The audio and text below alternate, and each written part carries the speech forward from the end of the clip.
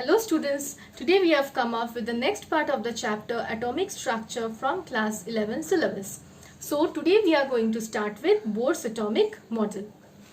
So Bohr was able to explain the stability of the atom, and he was also able to explain the atomic spectrum or the line spectrum obtained in case of hydrogen atom. So in this video we are just going to talk about the postulates of Bohr's atomic model.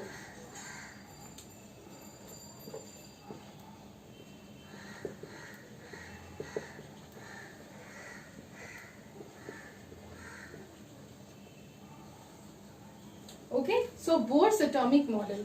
So his first postulate was that we all know that electrons travel in particular orbits. We all know that electrons will revolve in particular orbits. Electrons won't reside here and there inside an atom. So he said that only electrons will revolve in those orbits where the angular momentum of electron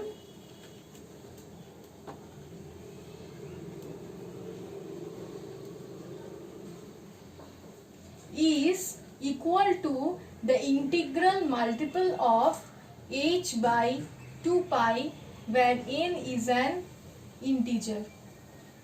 So what did he say? He said that electrons will revolve only in those orbits in which the angular momentum of an electron will be equal to the integral multiple of h by 2 pi, where n is an integer 1, 2, 3, like this. So what do we know about angular momentum? We know the formula of angular momentum is mv/r, where m is the mass of the electron, v is the velocity of the electron, r is the radius of the electron. So the angular momentum has to be equal to n into h by 2 pi. So this is the first postulate of Bohr. What did he say? That electrons will revolve only in those orbits in which the angular momentum of the electron is an integral multiple of h by 2 pi, where we can say that mvr is equal to n into h by 2 pi. So what is its next postulate? His next postulate says that when electron revolves in particular selected orbits, it will neither emit energy nor it will absorb energy. In other words, he wanted to say that electrons in particular orbit is associated with a fixed value of energy. He considered orbits as energy states or energy levels. He said that the energy of the orbit depends on its position from the nucleus. The orbit which is closest to the nucleus will have the smallest energy, and the orbit which is far away from the nucleus will have the high energy. So energy of the orbits increases as its distance from the nucleus increases. So he considered the orbits as energy shells. He said that the first energy shell or the first orbit, the k orbit, belongs to n equals to 1. The L shell or L orbit belongs to n equals to 2. M orbit n equals to 3. N orbit n equals to 4. Like this continued. And he named as n is considered as the principal quantum number of a particular energy state.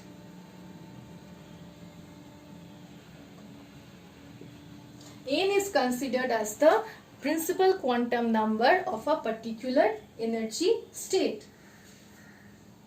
So he basically considered the orbits as the energy states or energy levels, and he said that the orbits, the energy, each orbit is associated with a particular energy. Electron in particular orbit will, all the electrons in a particular orbit will have the same energy. So in that case he stated that the orbits are stationary orbits. Then he said that the energy of the orbits increases with the increase in the distance of the orbits from the nucleus. Farther the orbit is present from the nucleus, higher will be the energy associated with that orbit. So he considered that the orbits are energy levels or energy states. He said that the first orbit, that is the k orbit, will have n value, n equals to 1. L will have n equals to 2.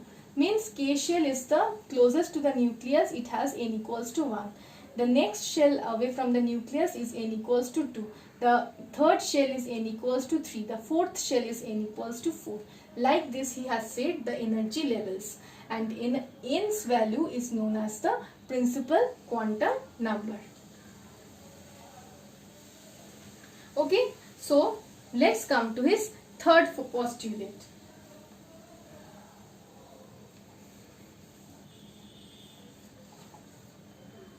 His third postulate stated that when an electron jumps from the higher energy state to the lower energy state, then it will emit energy.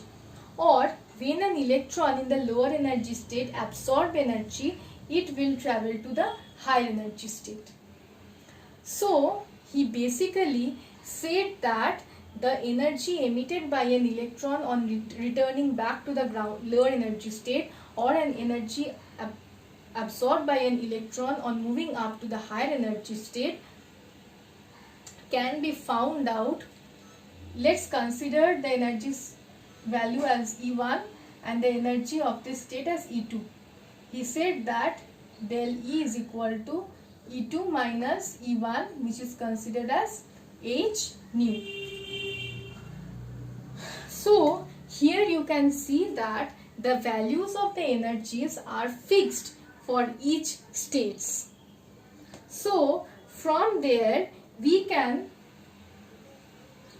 say that when we were explaining, I was explaining to you in the last video about the line spectra of hydrogen, we can say that since the energy values of each state is fixed, so when electrons come from when electrons are falling from each higher state to lower state, it is resulting in the formation of one of the lines in the line spectra. So the lines cannot be mixed up since each state has particular value of energy. Okay, so this is about the postulates of the Bohr's atomic model. In the next video we'll come to the concept of quantization of energy, which was explained by Bohr. Also we'll come to the other parts which are there regarding the radius of the electron, regarding the energy associated with each electron in each energy state. We'll come to those portions in the next video. So basically Bohr laid out his three postulates, among which the first one is the electron of an hydrogen atom means only those electrons in an hydrogen atom will revolve only in those orbits in which the angular momentum of an electron is the integral multiple of h by 2 pi. His second point is that he considered orbits as energy levels, and he said that orbits, the energy of the orbits depends on its location from the nucleus. The orbit which is closer to the nucleus will have lower energy, and the orbit which is far away from the nucleus will have the higher energy. So the first orbit will be designated as n equals to 1. The next next shell is as n equals to 2, and n is considered as the principal quantum number here. And his third postulate was that when an electron in the higher energy state jumps back to the lower energy state, it will emit energy, and if an electron present in the lower energy state absorbs energy, then it will jump to the higher energy state, and the energy between the two states, or the energy that is radiated, means emitted, or the energy that is absorbed, can be found out by the difference between the two energy states, which is equal to h nu. So these were basically the postulates of Bohr's atomic model. So I am keeping this video up till this. In the next video, we'll continue with the next parts. Thank you.